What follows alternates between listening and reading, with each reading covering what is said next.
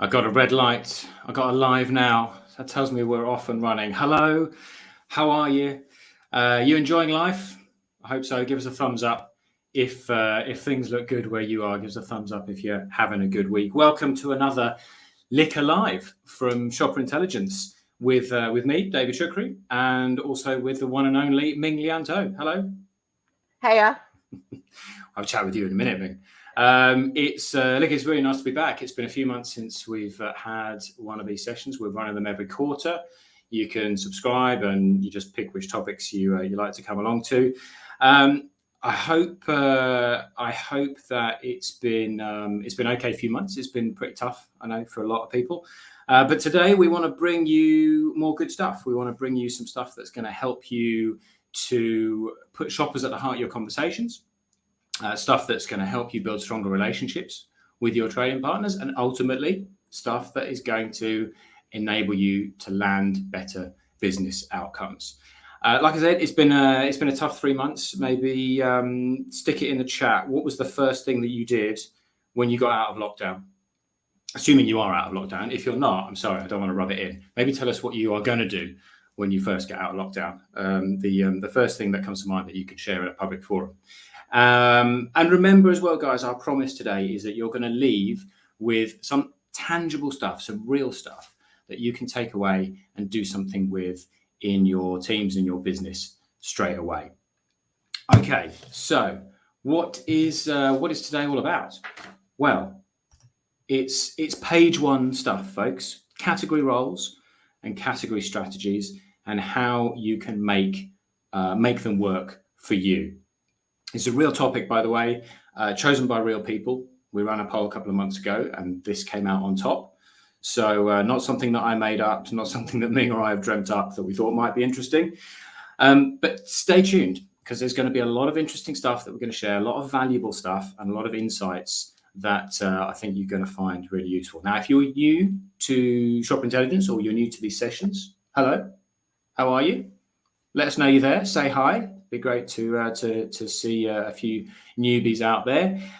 If you want to know more about your category, then I want to offer you up the chance to do that.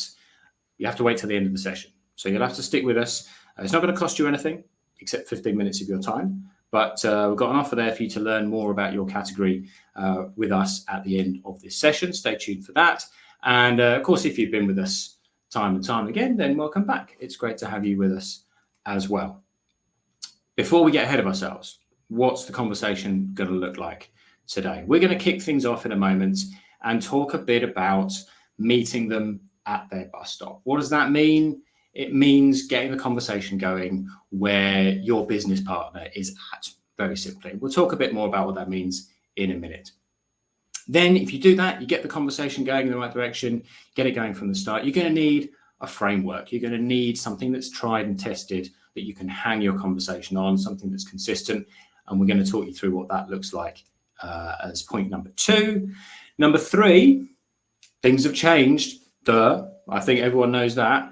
But we're going to share some information around what that means in the context of category roles and why that's important right now, what that looks like. And then perhaps most importantly of all, our fourth angle today is, what do you do about it? You've got the context, you've got the plan, you've got the framework. How do you bring it all to life? What are the strategies and tactics that you should be deploying when you get out there for real in those conversations with your trading partners? As we go through, we're going to drop in questions, comments, and we'll have a little chat at the end, a little convo at the end as well. But stay involved.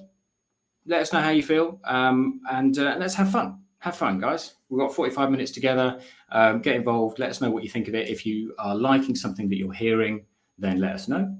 If you're not liking something that you're hearing, let us know that as well. It's all good. Feedback is a gift, and we'll do our best to make the next 40 minutes or so as enjoyable as we can as well. I can see a whole bunch of stuff coming up, Ming, but I can't actually see the chat feed at the minute. So if there's anything interesting from anyone that we know, then by all means, call them out. I can't see anything on chat except for me, so I'm not sure. All right, then. I can just see a 1. No worries. We'll keep going. We'll assume that there's people out there and they're engaging and they're liking Okay. They're saying hi. I can see that. it. Good. Whew. Had me worried there for a minute. Now, two faces on the screen. You've got a slightly older, slightly wrinklier looking face on the left, which is me, and you have a fresher, younger looking face on the right, which of course is Ming. Ming, how you doing? I'm doing well, thank you. A lot of you know Ming very, very well. She talks to you week in, week out, day in, day out in some cases, and feeds you all that goodness that we've got from the program. I was just asking you, actually, I think you are just about out of lockdown. Yeah, Monday I can come back to Greater Sydney. Result. Now, I don't, of course, I don't want to embarrass you. I don't know if I should mention this in public, but I'm going to anyway. You kind of accidentally ended up in lockdown with your boyfriend for the last 4 months, didn't you? How did that go? It's going really well, David. And I was wondering why you were asking me about the boyfriend just before this, but yeah, we're good. You're still together, which I think is a fantastic sign. We've had no choice. Don't let him hear that. Don't let him. No, it bodes well. It bodes well. On to matters more liquor related, category roles, category strategies. I said there you spend a lot of time talking to clients about this kind of stuff. What's I guess what's the essence of it? What's the kind of tenor of the conversations you're having with clients about this stuff at the moment? Yeah, category roles, super critical. You know, we talk. Oh, well, I talk to clients all the time, and there are instances where people will try to do something with for their category without knowing what their shoppers' motivations are in the first place. So, you know, there's no point trying to trade up premium if your shoppers don't want to, or no point activating so much in-store if they're super planned. So super critical. Definitely. And that's goes to the heart of what we're going to touch on today is get the basics right, understand the frameworks, get the language right. And that's going to put you in the best position and the best frame possible to then either make more of that position or to then pivot. But again, let's not get ahead of ourselves. We'll hear more from you, Ming, in a mo. So, where do we go next? Well, why does all this matter? You might be asking yourself. I know my category role. We talk about it some internally, and then we get on. We do the business of creating our plans. And we sell stuff into our customers. That's how life goes, right? And I say that's great, fantastic. It's good that you know category role. It's good that it's alive in the organization. But let's take a step back for a moment and consider how you can go about getting the best outcome or a better outcome, indeed, for your brand in your category. Now, I know we have retailers on the call today. Hello, welcome to you. And some of this certainly will apply to you as well. But I'm just going to tap into, if you like, the majority for the moment. So bear with us. But as I said, the principles apply really across a lot of different domains. It's not just here. So here's a model that we've used in these Liquor Live sessions before. And it's basically this idea that there are 3 stages to the maturity, if you like, of the conversations, that we have with our customers. And when we want to influence them to adopt our proposals, we can adopt one or more of these phases in terms of those conversations. And in fact, this notion pretty much holds in any walk of life, to be honest, when you want to influence someone. But let me start with an anecdote. When I was a youngster, much younger than I am today, of course, I went on a date. And I went on a date with this girl that I really liked. And I thought I knew how to make a great impression. Okay? I thought I knew how to get her to like me. And that was by talking about myself. And so that's what I did. I talked about myself. And then when that was done, and strangely, I found that the conversation had pretty much dried up by this point. I turned to her and I said, "What about you?" And so that was my attempt to sell her my brand. And it failed. And now in a business context, just to bring this back to business before you start wondering why, in God's name, I'm talking about a date that I had with a girl 25 years ago. In a business context, I was a business driven by my brand. Anything after that was a bit of a spin or an overt sales pitch. And so from an insights perspective, the consumer in this scenario drives your strategy. Shopper is used only tactically or to spin a sales story at the end. And your retailer's needs are pretty much an afterthought in this scenario. Now, very few people operating in this space today. And I know that because we've asked a number of you and a number of your colleagues about which of these three stages you think most applies to you. So very, very few people operating at this stage today. So I crashed and burned with girl number one. And so my sister took me to one side and she says, David, you have to let the other person know that you're interested in them.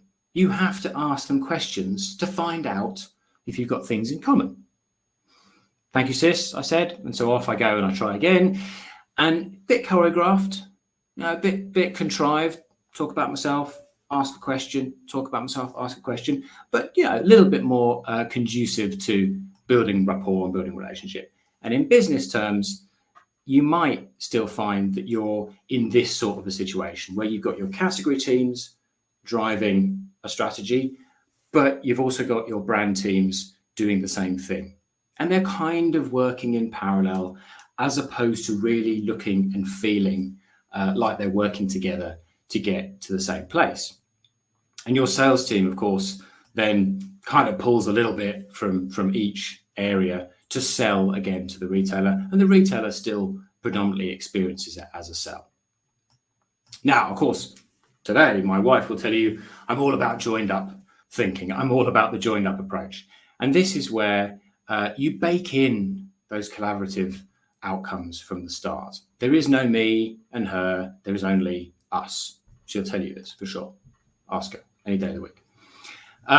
So talking to you, you're either experiencing this stage 3 joined up approach some of the time, or you're starting to operate along these lines more and more. But it's definitely the notion that we get from industry. Let us know in the chat as well, by the way, if you agree or disagree. But the idea is that most businesses, most teams now know that this is what they're striving for. The category perspective is aligned from the get-go with your brand and the retailer's objectives. Strategically speaking, decision-making in this sense is led both by consumer and shopper insights. They're blended together and they actually start to feel like a partnership.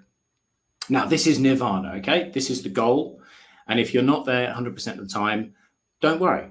Very, very few businesses, if any, are operating in this manner all of the time. But it's an aspiration and it can become reality gradually over time. But in order to make that happen, and shopper obviously sits at the heart of all of this, in order to make that happen, you need a few extra ingredients. You really going to need to be able to answer the question, why? Why are things the way they are in the category? Why are we seeing the outcomes that we're seeing today that we want to try and replicate or change in the future? Because, of course, if you think back to stages 1 and 2, the why doesn't actually really matter that much, does it? Because the brand agenda is so overwhelming and overpowering. It's just too important. Why kind of gets pushed to one side. So when you get to stage 3, that's when why becomes critical. And so you need something extra to get you to that why.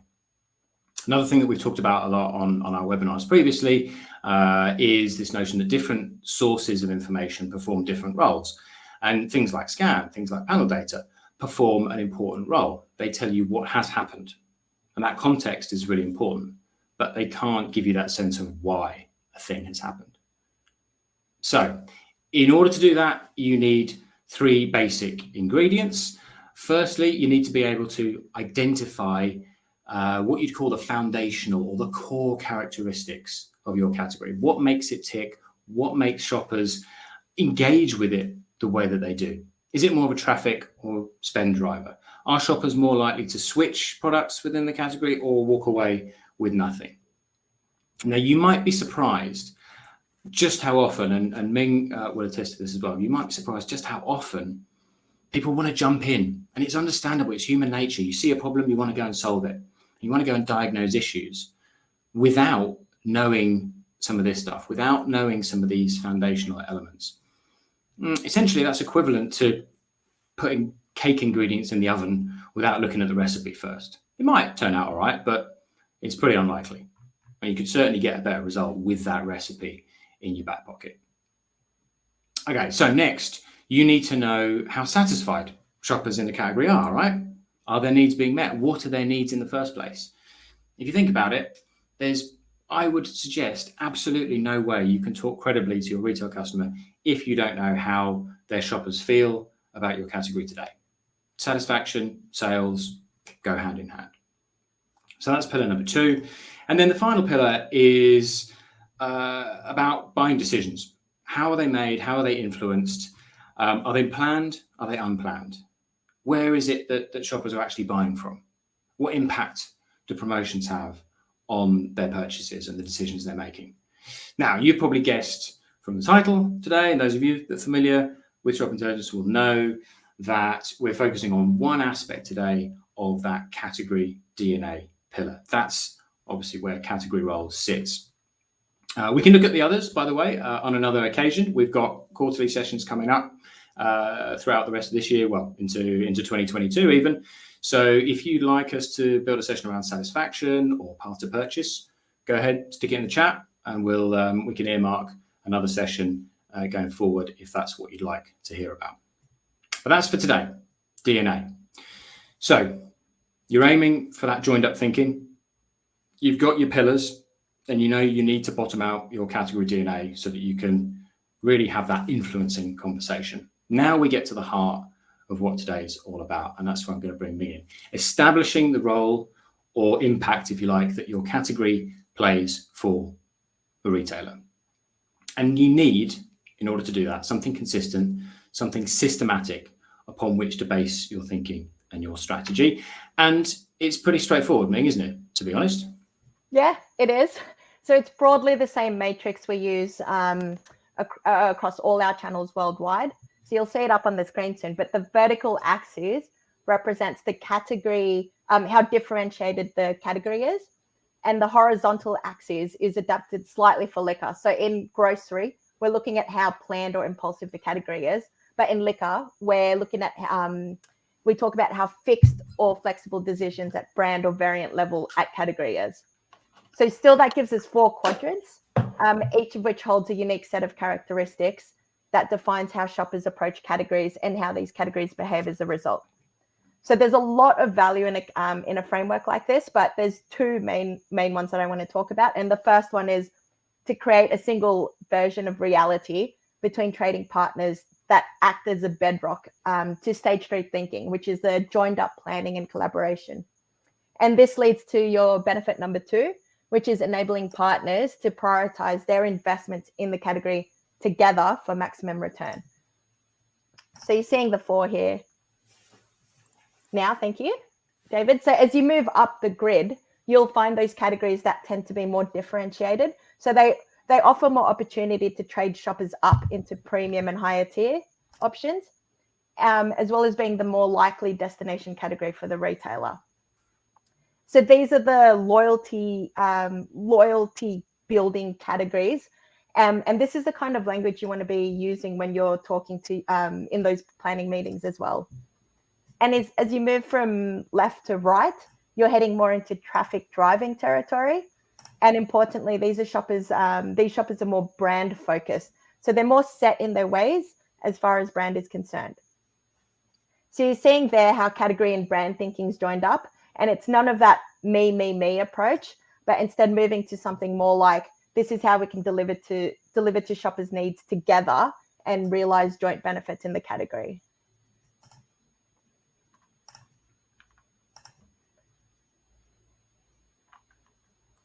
So, I'm sorry, I was waiting for you to click through. There's your click. Thank you. So these axes, they're built on questions that we ask shoppers, and depending on the responses that shoppers ask for each category, we can start to assign categories to their relevant quadrant. So we're going to test this out today. We're going to flash up 4 pairs of categories, and each pair lives in one of the 4 quadrants. And all you have to do is guess which quadrant it sits in. So David, what have we got first? Okay. I'm still hoping we've got some people out there because I can only see like 3 people registered up here, and I'm sure we've got more than that. So I can see them. okay, that's good. I'm getting not much in the chat. So anyway, first pair. What have we got first? Craft beer and champagne. Have a think about how differentiated those categories are for shoppers, how fixed or flexible they are in their choices in the category. Take a look at the descriptors as well for a hint. Which one most closely matches the mindset in craft and champagne? Keep it simple. Top left, TL. Top right, TR. BL, BR. This is a new game. I'm going to trademark it. It's called Category Roll Bingo. I think you're going to love it. What have we got? Destination. Excellent. Brooke, by the way, thank you very much. Path to purchase. I can only see 1 vote, so it looks like path to purchase is going to be the next session. We'll work on that. TLs. Loads of TLs coming in. TLs, yep. So top left it is. And both categories are pretty stable in that area. So shoppers are looking to be inspired and engaged in store. And with that, there's so what's to it, but we're not going to get into that now. That's for our last section. So hold off. But one other very important thing to highlight, and this might seem more obvious to you, but there's not a single location for each category across the entire market, because each banner's shoppers potentially have a different attitude category to category as well. So if I was to mark up where champagne is for indies versus big box, which is your likes of Dan's and First Choice, you can see that they're in 2 different places. So for indies, it's hovering just on the edge of inspiration and shelf value, whereas in big box, it's firmly in that in the inspiration quadrant. It's seen as highly differentiated. And of course, this is where if we have more time, if we were doing a deep dive into category, we'd start breaking out those different representations across the market so that you can go in and have that tailored conversation. I just saw the note coming up from Shelley. Shelley said, damn, didn't get the first one right. Don't worry, there's another one coming. What about this one, Shelley? This one's for you. Chardonnay and vodka RTD. Same thing, TL, TR, BLBR. Are shoppers more or less open to switching at brand level, do you think, in this pair of categories? What do you think? Have another go, folks. Thank you, John. BLs. Chris. Hello, Chris. Good to see you, mate. Vanessa. All right. Pretty good. We've all got B, right? So it is shelf value for these 2. And Chardonnay actually ranks as the most flexible decision for shoppers in the wine out of any wine varietal as well. Vodka premix has moved progressively north in the last few years towards higher and higher levels of differentiation, basically since we've been tracking this since 2014. And on that trajectory, it could move into the top left in the next year or 2, which would then signal the need for a different strategy. But again, we'll talk about that in a moment. We will. Yeah, you touched on it there. I mean, if we were to look at I'll be very busy, but if we charted all categories over the last 6 or 7 years, you're going to see that they move around. And some of them bounce around quite a bit between different quadrants. So that's I'm going to come on to this in a minute, but that's why you just can't take for granted what you might have understood in 2018, 2019, 2020, but we'll get onto that in a minute. Okay, is the move due to more premium offers in vodka RTD? Good question, Danielle. Could be. Going to hold on to that for just a second and reflect on it, and then we'll come back to it in a sec. How you doing so far? You got 2 out of 2, hopefully? Well, if not, it's getting easier now. It's got a 50-50 chance. So let's see how you get on with this one. Next up, bourbon and mainstream or contemporary beer. Basically, it's either hero or it's destination value. So top right, bottom right. But shoppers happy to go where they will for the value, or is this a really key kind of destination couple of categories? What do you think? BR, TR. It's good. Depends on brand. Yes, of course. Another layer we could put onto this as well. Absolutely, Eliza, you're spot on. Would have made the chart horrendously complex if we went down to that level, but we can do it. And we do it. Okay. And So the answer is, Ming? The answer is it's bottom right. So correct to everyone here. So bourbon did pop into heroes, to the hero quadrant briefly in 2019. And it's been kind of flicking, a little bit, but it traditionally does sit in destination value. It is moving slightly to the left as well. It's becoming more of a flexible decision.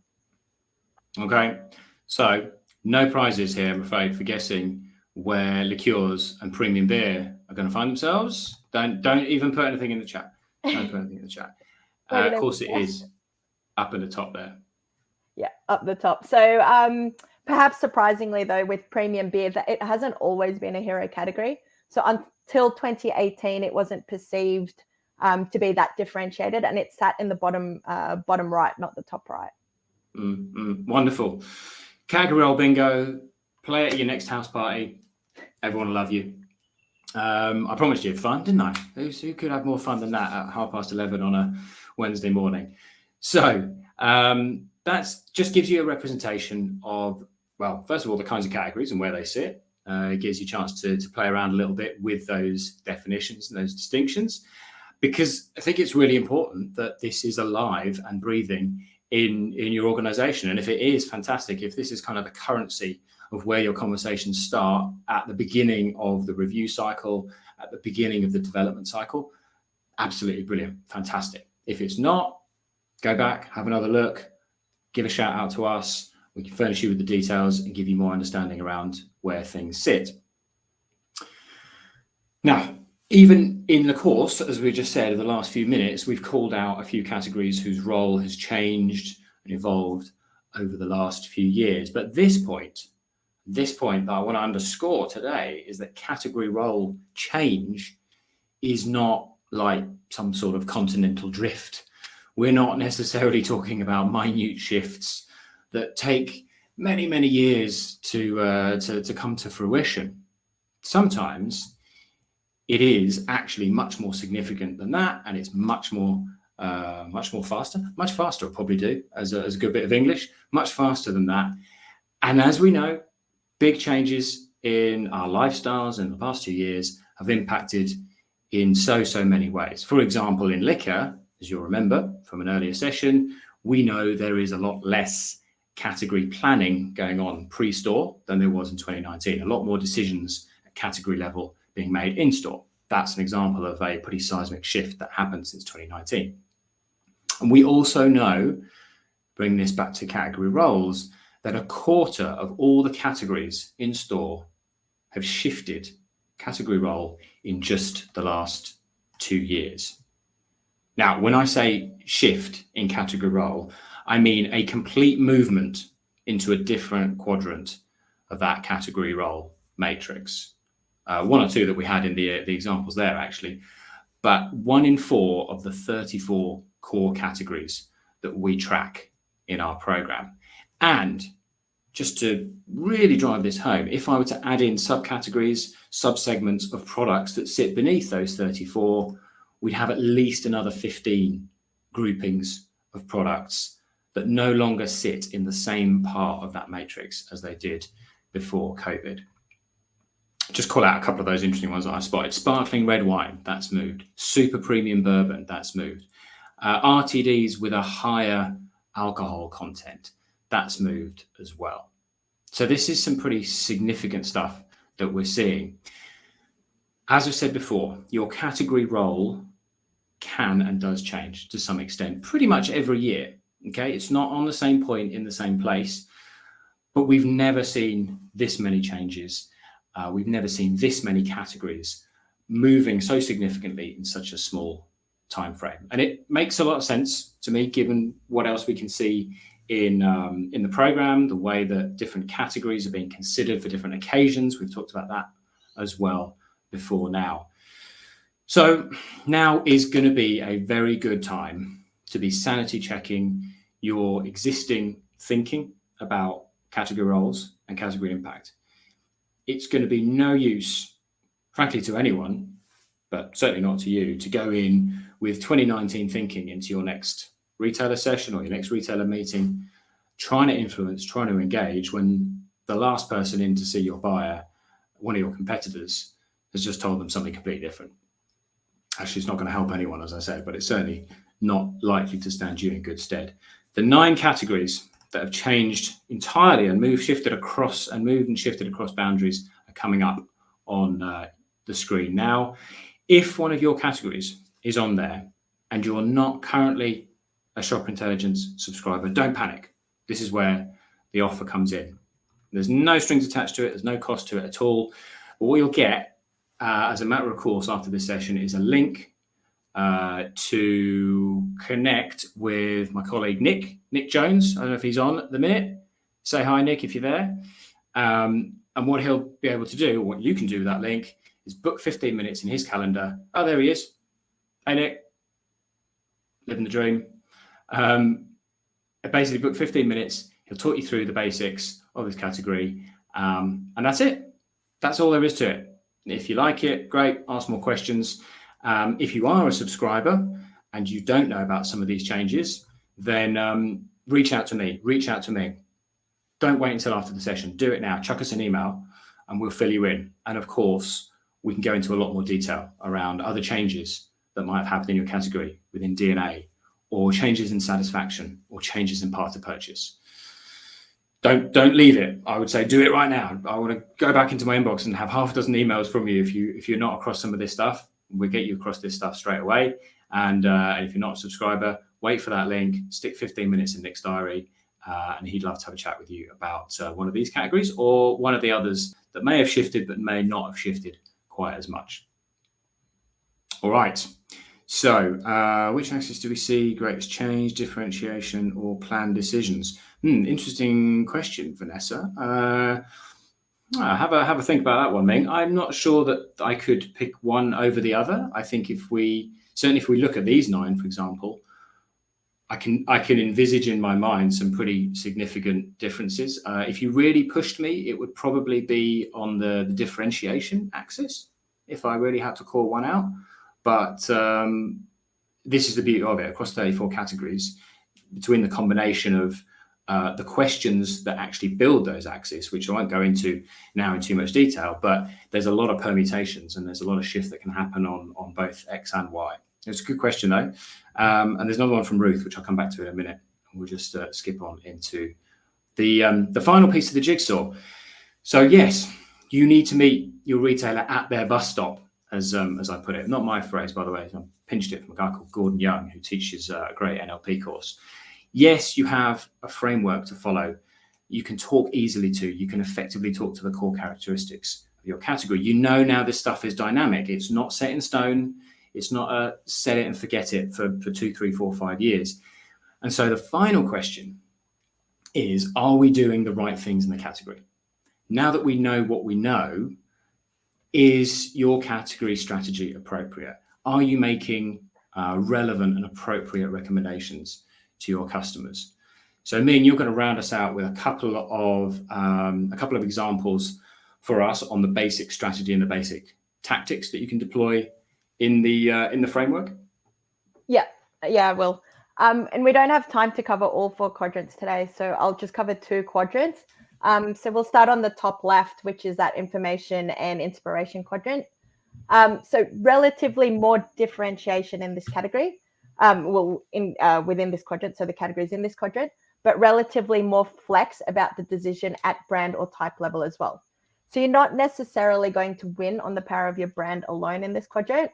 And the most successful strategies will be innovation flowing through to shelf, delivering an enjoyable shopping experience in store, and encouraging shoppers to put an extra item, a more premium item, in the basket.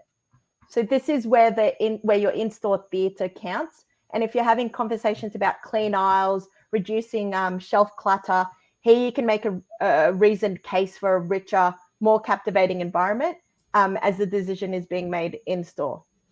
And remember, a couple of examples for this quadrant were craft beer and champagne. Mm-hmm. Mm-hmm. And then to close, I'll do the bottom right quadrant, So diagonal across, we're going to destination value. So lower differentiation in this space, but shoppers are more fixed around their brand or variant decision for these categories.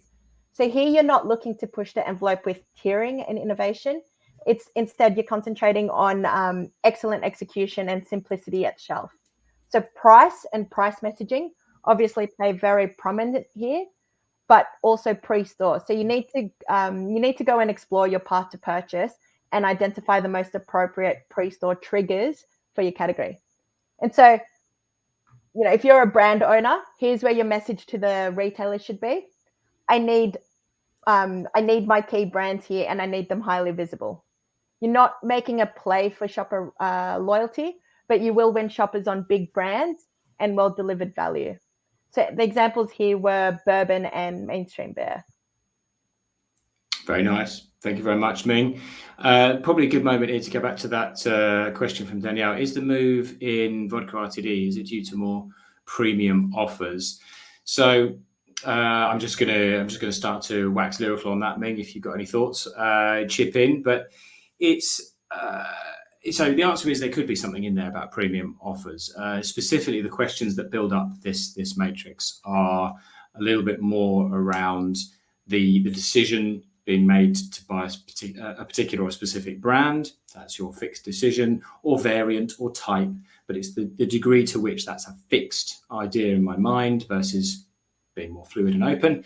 And then on your differentiation scale, it's really about, I guess it boils down to the willingness to trade up, the interest in those more premium options. So there is a component of offers and value built into that, but certainly it's another angle that we can explore.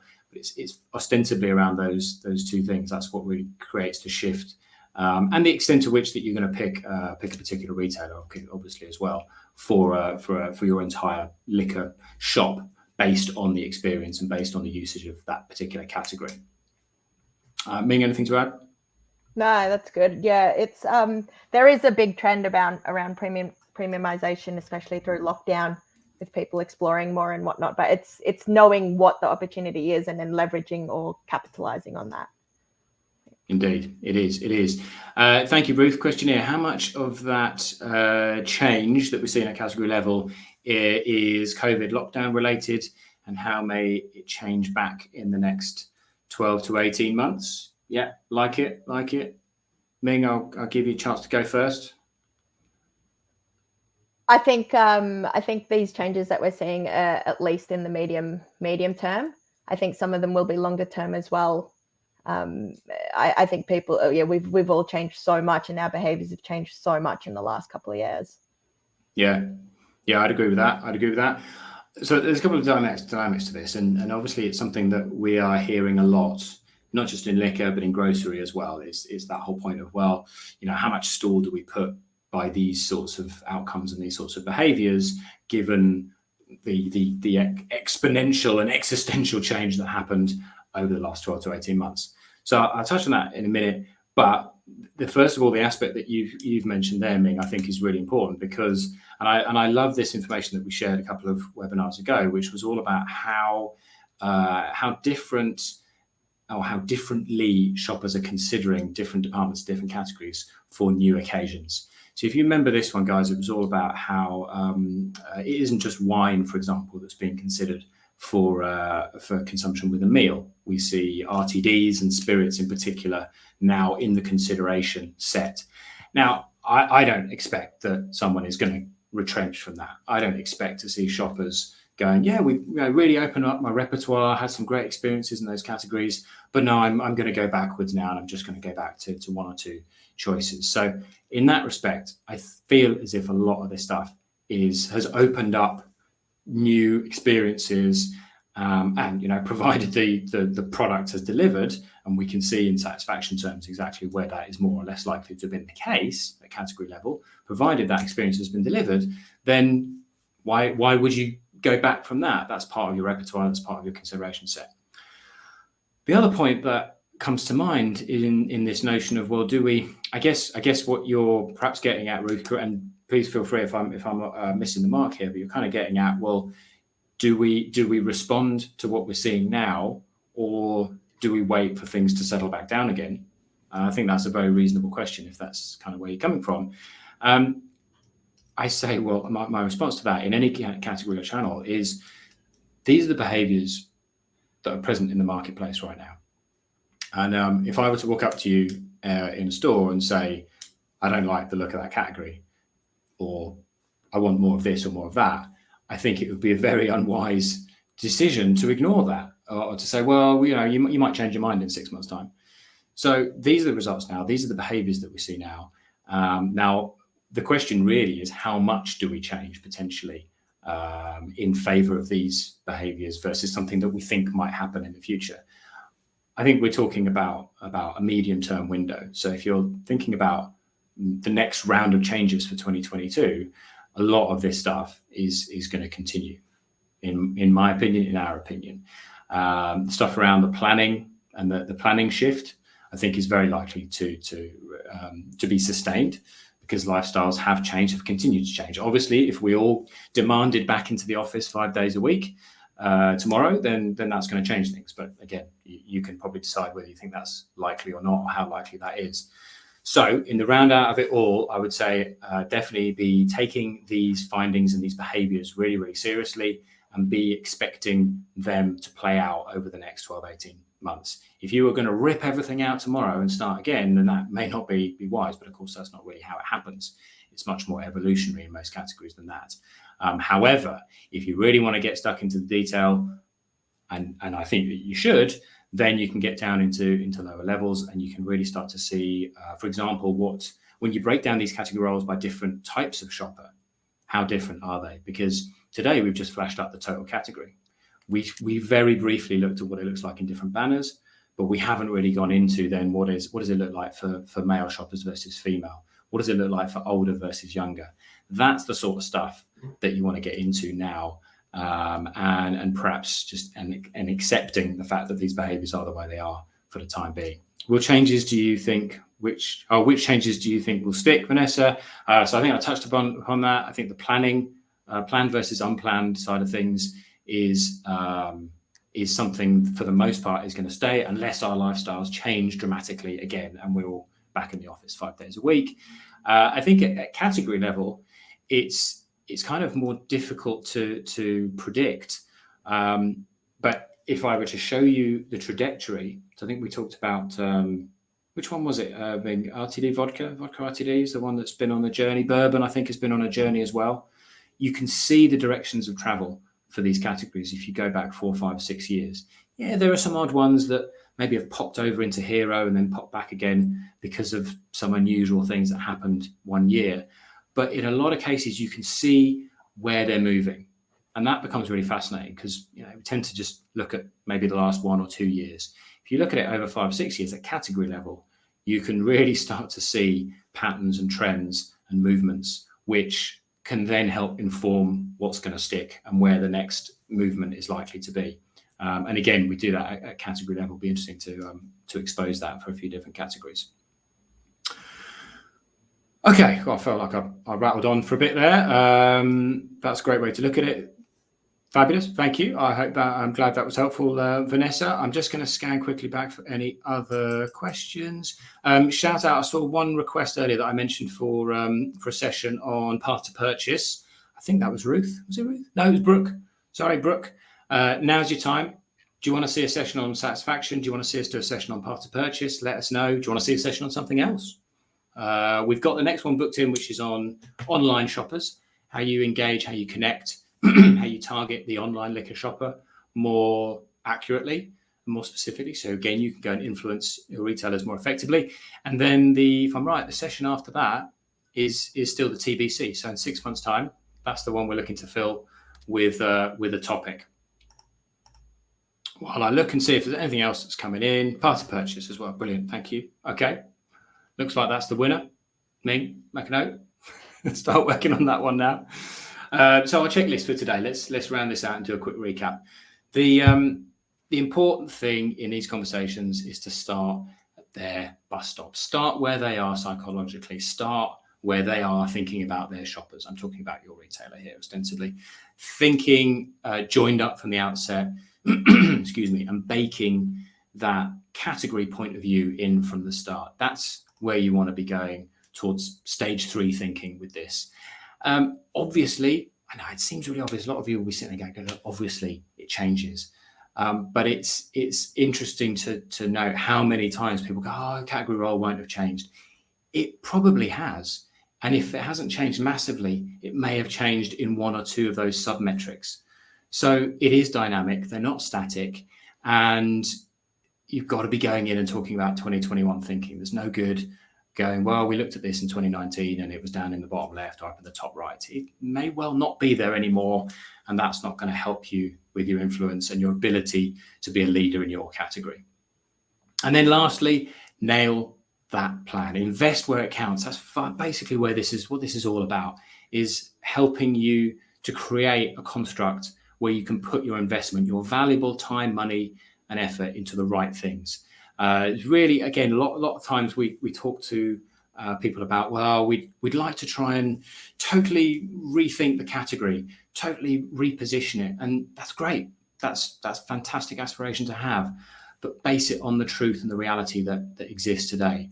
Understand what shoppers need first today, how they're approaching the category first today, and then you can pivot. Then you're going to be in a much better place to win the support for your initiatives from your retail partners and start working collaboratively to that new and exciting and interesting place that you have for the category in the future. Chris, would you recommend that we use 2021 as a basis then, but potentially suggest where the category could be in 2022 and beyond? Yes, I absolutely. I mean, look, 2021 is where we're at today. This is what shoppers have told us, and we collected that information over 12 months to kind of June, so maybe a little bit before in liquor. So this is the truth. I mean, shoppers didn't make this stuff up. This is how they're thinking right now. Until we bring out our next research, of course, we're in field all year round now, so we'll be able to start talking on a rolling quarterly MAT basis, but. Yes, I like that notion of here's the direction of travel. If things were to continue in the way they're going, and you break that down by the individual measures that build this matrix, then you can tell a compelling story for that direction of travel. And you will also be able to overlay your own activity and your own activations that you have been following and you've seen in the market over the last 1, 2, 3 years to explain why a category is moving in the direction it is. It's not happening by chance. It's happening because of the actions of the brands in that category, the retailers in the category, and the responses coming from shoppers in respect of those activities. So yes, I think that's a good idea. Changes in influence. Oh, thank you. That's another one for the next session, Vanessa. Changes in influences and triggers path to purchase. Fabulous. Okay, guys. As I said, if this is all new to you, I hope you've enjoyed it. Let me know in the comments, send me an email, let us know what you think. Now is an opportunity for you to discover a bit more about your category role and how you can make it work for you. You're going to get a link. All you have to do is pick a time that works for you. It'll go straight into Nick's diary. He'll be on the phone like a whippet, and you can book your free 15-minute insights call with him. Just get the lowdown on all the stuff that we've been talking about today. If you're an existing subscriber, chuck in that email. Let us know how we can help with some of this stuff. There you go, Nick. Looking forward to sharing more with you all. Fabulous. And we will see you on the next session. Don't forget to follow us on LinkedIn as well. In the meantime, 11:48. It's time. Folks, have a great day. Keep in touch. See you soon. Bye for now. Thanks, everyone. Bye.